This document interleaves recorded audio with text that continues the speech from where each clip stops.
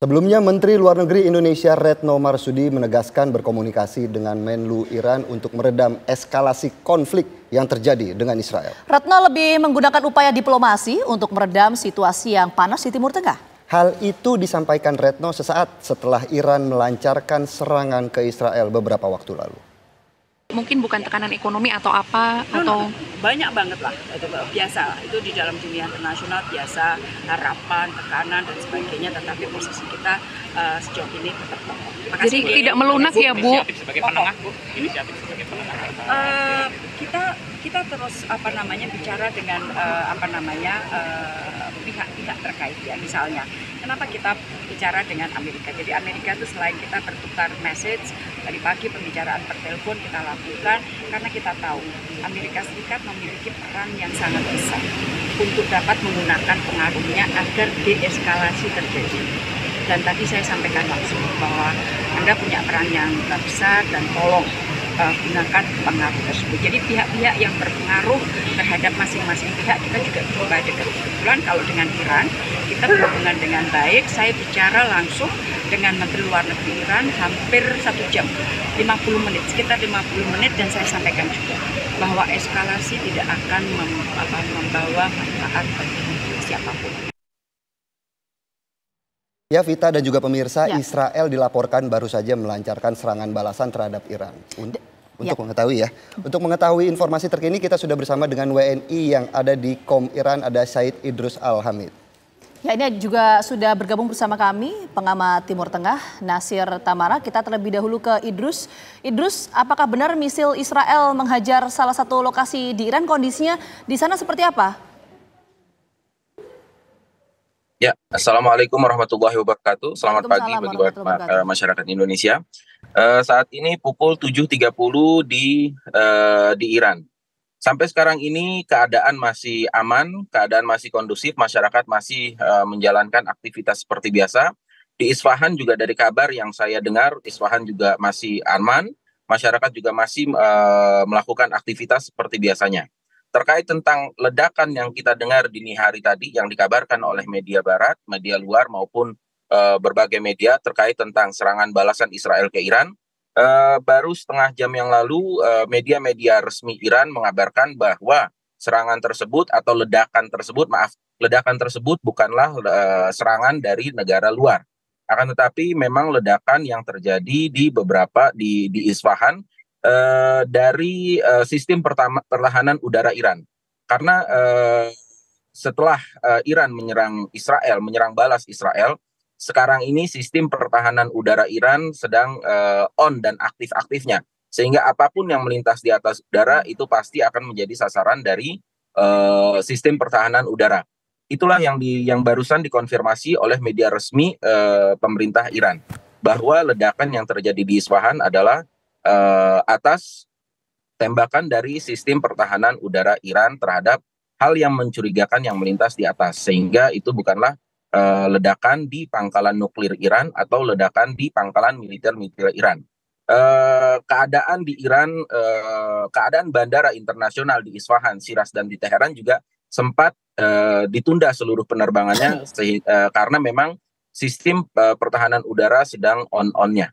Mungkin itu saja. Idrus, apakah sejauh ini sudah dipastikan bahwa benda asing yang kemudian diledakkan oleh sistem pertahanan Iran tersebut merupakan misil yang ditembakkan oleh Israel?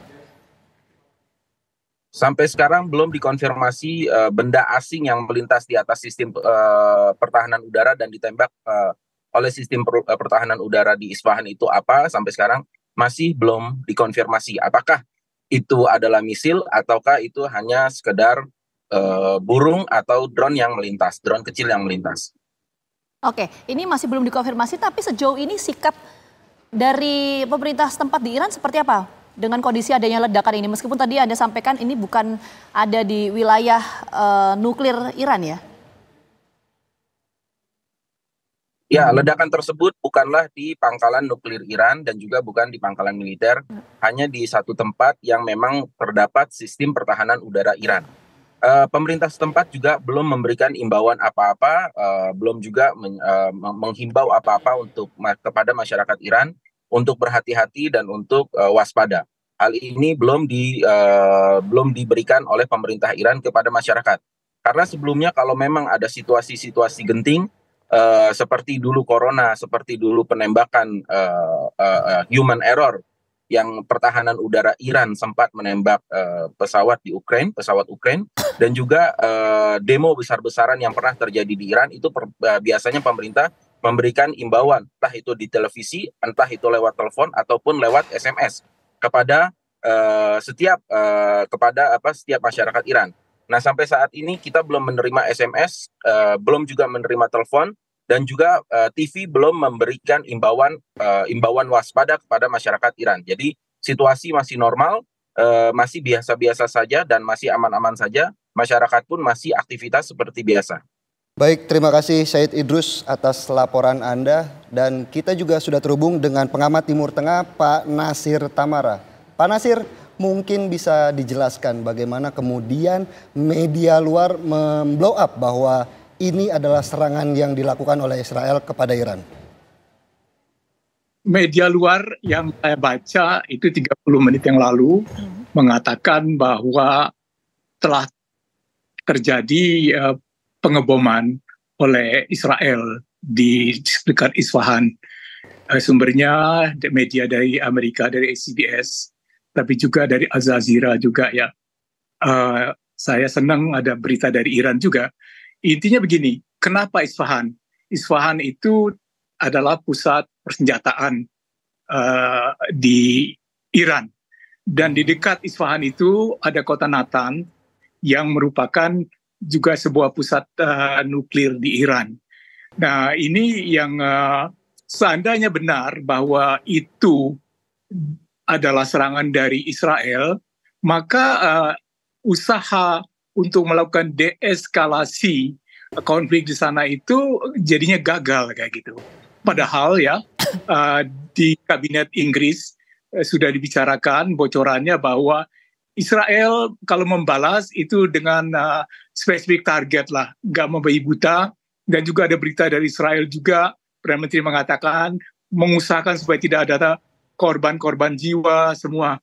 Jadi awalnya 5 hari yang lalu masih akan berhati-hati gitu.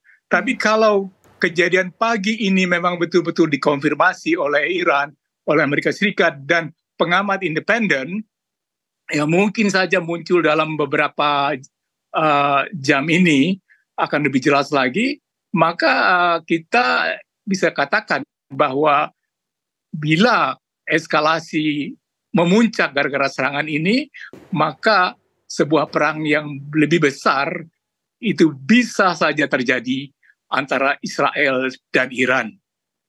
Oke, tapi sebelum kita ke pertanyaan selanjutnya mungkin saya ingin mendalami Pak Nasir. Jadi artinya apakah kemudian kondisi yang kita lihat per hari ini, apakah ini menurut Pak Nasir adalah sebuah aksi serangan balasan dari Israel ke Iran atau seperti apa?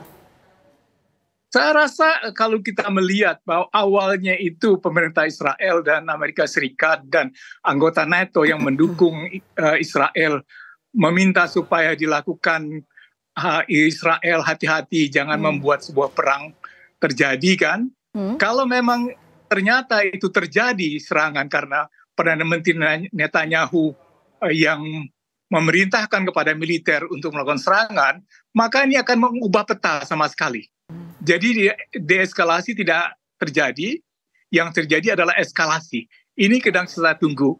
Dan ini kalau kita lihat serangan strategisnya itu dilakukan di kota Isfahan yang sangat strategis, itu kan bukan sebuah pesan bahwa yang diserang itu adalah pusat militer dan juga tidak jauh dari tempat nuklirnya Iran. Dan memang salah satu target dari yang saya dengar ya adalah menyerang pusat-pusat militer di Iran dan juga termasuk pusat nuklirnya. Itu yang direncanakan oleh para jenderal di Israel. Baik Pak Nasir, mungkin bisa sedikit diperjelas lagi bahwa sejauh ini memang pihak Amerika sendiri sudah melarang Israel untuk melakukan serangan balasan. Tetapi kalau Pak Nasir sendiri melihat seberapa besar kemudian nyali dari Israel untuk melakukan serangan dengan konsekuensi akan ditinggal oleh Amerika? Besar sekali karena begini, sering sekali juga Israel tidak mendengar Amerika kan. tidak mendengar juga Inggris. Kan Menteri Luar Negeri Inggris dan Jerman kemarin itu kan ada di Teheran kan meminta supaya Israel menahan diri. Tapi dua negara sekutunya Amerika, anggota OTAN itu ya, NATO, itu juga didengar gitu kalau memang terjadi serangan gitu ya. Jadi inilah, jadi Perdana Menteri Israel Netanyahu itu bisa bertindak atas pertimbangannya sendiri gitu, dan tidak mengikuti apa yang disampaikan oleh Amerika Serikat. Dan kalau itu terjadi, maka memang sepertinya bisa saja Amerika Serikat meninggalkan Israel. Dan sebuah informasi yang terbaru juga adalah bahwa Rusia sudah setuju untuk memberikan pesawat-pesawat terbarunya, tempurnya kepada Iran, dan juga memberikan bantuan berupa alat-alat senjata untuk melindungi angkasa Iran dari serangan-serangan drone dan misil dari Israel. Jadi suasana ini tampaknya makin memanas.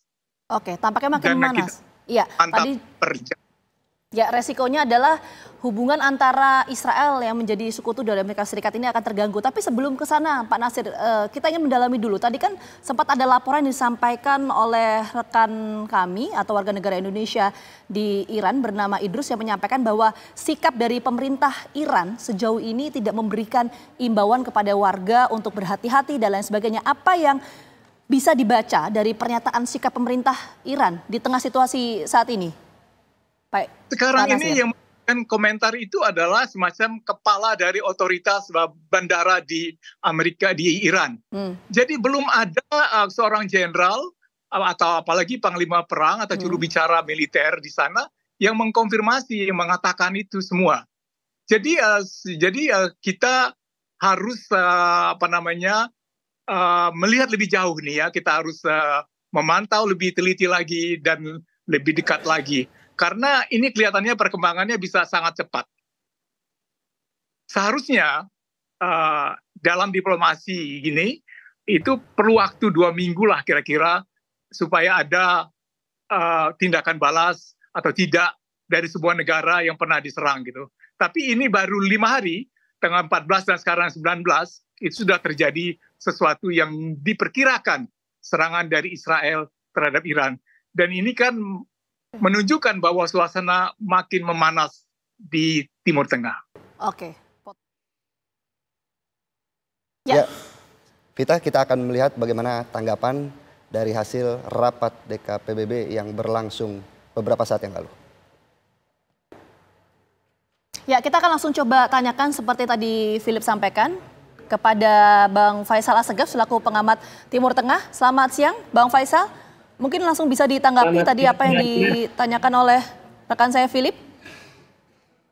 Itu tanggapan oleh Duta Besar Israel untuk PBB Gilad Erdan itu adalah tanggapan atas serangan Iran ke Israel pada 14 April lalu. Dan ini aneh. Jadi Israel seolah menyalahkan Dewan Keamanan PBB yang tidak bisa mencegah Iran untuk menyerang Israel. Tapi sebaliknya Israel lupa bahwa PBB juga gagal mencegah kejahatan genosida yang sedang dilakukan oleh pasukan Israel di jalur Gaza sejak 7 Oktober 2023 yang menewaskan lebih dari 33.000 orang. Jadi ini sebuah ironi ketika Dewan Keamanan PBB gagal menghentikan kejahatan Israel di Gaza, tapi Israel malah meminta pertolongan kepada Dewan Keamanan yang dia sadar sebenarnya lumpuh untuk menghentikan apa yang sedang terjadi. Konflik yang di Gaza saat itu. Saat ini. Ya, jadi pertanyaan kita juga Bang Faisal begini, kalau kita lihat ini kan sampai sejauh ini belum ada pernyataan atau statement resmi ya dari pemerintah Israel maupun Iran berkaitan dengan kejadian pada hari ini. Ini apakah bisa diartikan bahwa tindakan atau kejadian hari ini merupakan serangan balik yang dilakukan oleh Israel terhadap Iran? Mungkin itu dulu fokus kita. Ya memang banyak pihak sudah menduga ini adalah serangan dan itu ada laporan di NBC kalau tidak salah, NBC News atau CBS itu menyatakan bahwa Israel sudah memberitahu Amerika akan melakukan serangan balasan terhadap serangan Iran dalam 24 sampai 48 jam. Dan serangan itu adalah berupa pesawat nirawak, bukan peluru kendali, itu di dekat Isfahan. itu kepala Badan Antariksa Iran Hussein Dalirian sudah menyatakan bahwa sistem pertahanan udara Iran berhasil merontokkan beberapa pesawat nirawak yang menuju Isfahan, dekat Isfahan. Dan fasilitas nuklir di Isfahan juga dalam keadaan aman. Itu yang dia sampaikan. Fars, kantor berita Fars dari Iran juga melaporkan terdengar ledakan dekat pangkalan udara Shekari di Isfahan. Baik Mas Faisal, dari laporan rekan kami Said Idrus tadi juga sudah terhubung langsung bahwa sejauh ini tidak ada pernyataan resmi ataupun alarm dari pemerintah Iran terkait warganya yang tinggal di sekitar Isfahan. Bagaimana kemudian Mas Assegaf melihat fenomena tidak adanya alarm ataupun peringatan dari Iran terhadap warganya? Ya, ini memang harus kita waspadai karena sebelumnya Iran sudah memperingatkan Israel kalau misalkan Israel membalas serangan 14 April lalu, maka balasan Iran akan lebih hebat dari sekarang. Bahkan para jenderalnya bilang bisa 10 kali lipat ketimbang serangan 14 April lalu. Ini yang harus kita lihat. Seberapa besar respon dari Iran, karena ini juga serangan terbatas yang dilakukan oleh Israel dan belum ada laporan mengenai kerusakan atau apapun di pihak Iran. Yang menjadi sasaran adalah di Isfahan dekat pangkalan udara Shekari. Nah, ini harus kita lihat sejauh mana, karena kalau Iran membalas lebih hebat atas serangan balasan Israel ini, itu artinya ada peluang, ada potensi perang akan makin membesar. Dan itu bisa meluas kemana-mana karena kita tahu Iran memiliki sekutu seperti Suriah, terus juga Irak, Libanon, dan Yaman. Oke, baik, kita menuju ke Bang Nasir. Bang Nasir, kalau tadi kan Bang Nasir menyampaikan ya bahwa konflik ini antara Iran dan juga Israel ini eskalasinya akan terus meningkat. Kalau kita bicara soal hubungan antara Israel dan juga Amerika Serikat, kita tahu Israel adalah sekutu dari Amerika Serikat. Apa dampak signifikan yang akan diterima oleh Israel maupun Amerika Serikat dengan kejadian hari ini? Kemungkinan lebih besar adalah Amerika Serikat akan turun lebih dalam lagi ke dalam konflik ini. Artinya mungkin ada pembicaraan tingkat tinggi dengan Rusia, dengan Iran pastinya, dengan Israel ya. Dan mengambil inisiatif, itu biasa dilakukan kalau terjadi hal-hal yang susah dikontrol. Apalagi kalau misalnya ya itu mengancam penggunaan senjata-senjata pemusnah massal. Sejauh ini ya yang diketahui, awalnya Netanyahu minta daftar dari apa yang harus dikerjakan oleh tentara Israel. Di dalam daftar itu antara lain adalah penyerangan cyber war. Iran dulu 10 tahun lebih yang lalu itu pernah memasukkan sebuah virus di komputer namanya Stuxnet yang mengganggu pusat nuklir di Iran, dan itu cukup lama mengganggu pengembangan nuklir Iran. Dan itu salah satu jalan yang di dalam daftar itu ada. Daftar lain adalah itu pemusnahan terhadap orang-orang yang ahli nuklir, ahli persenjataan, ya gitu. Jadi itu sudah dilakukan selama 10 tahun. Ini intinya begini, penyerangan oleh Iran terhadap Israel itu sebetulnya bukan terjadi tiba-tiba. Hubungan yang buruk dan panas antara Iran dan Israel itu merupakan sebuah konflik yang tersembunyi, diam-diam.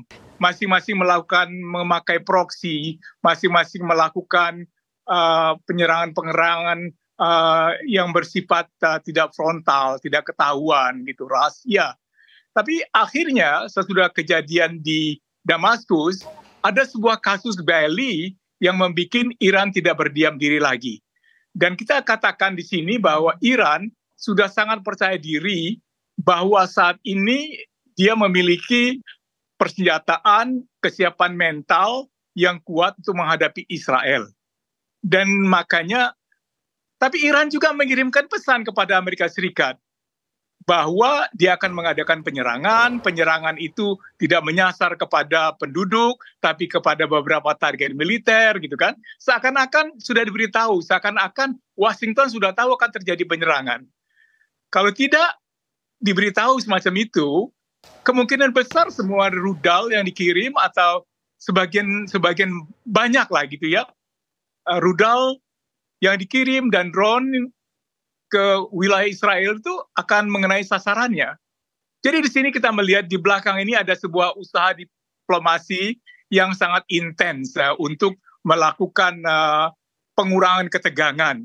Jadi deeskalasi. Tapi kalau sudah deeskalasi ini sudah tidak lagi didengarkan oleh Israel dan juga Iran juga bersekuku, maka akan terjadi saya rasa pertemuan-pertemuan tingkat tinggi dari negara-negara yang kuat seperti Tiongkok, Amerika Serikat, Rusia, dan anggota NATO, dan Iran, dan Israel. Itu bisa terjadi dalam tempo singkat sekali, hitungan hari ya, mungkin jam. Baik Pak Nasir, kita lihat saja perkembangan siang ini, bagaimana nantinya sore sampai malam ini. Baik Pak Nasir. Kita ke Mas Faisal Assegaf. Mas Faisal, seperti yang kita ketahui bahwa jika memang betul ini adalah serangan Israel, tentunya ini bisa memicu yang dinamakan Perang Dunia Ketiga. Lantas, bagaimanakah peran PBB sendiri untuk menghentikan Perang Dunia ini? Ya, sedari awal PBB memang memiliki sistem yang tidak adil, yakni dengan adanya hak istimewa yang dimiliki oleh 5 negara, Amerika Serikat, Inggris, Perancis, Rusia, dan Cina. Dan negara-negara ini sudah mengeksploitasi hak istimewa yang sebenarnya tidak fair di panggung internasional ini untuk kepentingan nasionalnya masing-masing. Kita lihat bagaimana ketika Rusia menginvasi Ukraina, Dewan Keamanan pada 2022, 24 Februari 2022. Dewan Keamanan tidak akan mungkin bisa memberikan sanksi kepada Rusia karena Rusia bisa memveto itu. Yang terakhir hari ini juga Amerika memveto resolusi yang untuk mengakui atau menjadikan Palestina sebagai anggota penuh PBB. Nah, dalam kasus Iran Israel itu juga terbukti. Amerika sejak tahun 1973 itu sudah melakukan veto terhadap resolusi yang memojokkan Israel atau merugikan citra Israel yang lebih dari 50 kali. Dan juga ketika Perang Gaza ini udah 4 kali, dan terakhir ketika resolusi Dewan Keamanan yang mendesak agar diwujudkan gencatan senjata segera di Gaza, itu Amerika juga abstain akhirnya, dan itu pun tidak ditaati oleh Israel. Artinya keberadaan Dewan Keamanan ini sudah lama lumpuh, impoten dalam menghadapi Israel, dan Israel kita lihat selalu berada di atas hukum internasional. Apa buktinya? Ya terakhir ketika Israel menyerang konsulat Iran di Damaskus. Itu kan menurut hukum internasional fasilitas diplomatik adalah wilayah kedaulatan sebuah negara di negara lain, dan itu adalah sudah pelanggaran berat terhadap Konvensi Jenewa 1961. Nah, Iran karena sudah diserang wilayah kedaulatannya, sesuai hukum internasional sebuah negara berhak melawan. Nah, bagaimana apakah ini akan menuju perang dunia ketiga, itu tergantung dari respon Iran. Ini yang harus kita tunggu sejauh ini. Baik. Bagaimana respon Iran? Itu yang harus kita tunggu. Ya baik Mas Faisal Assegaf.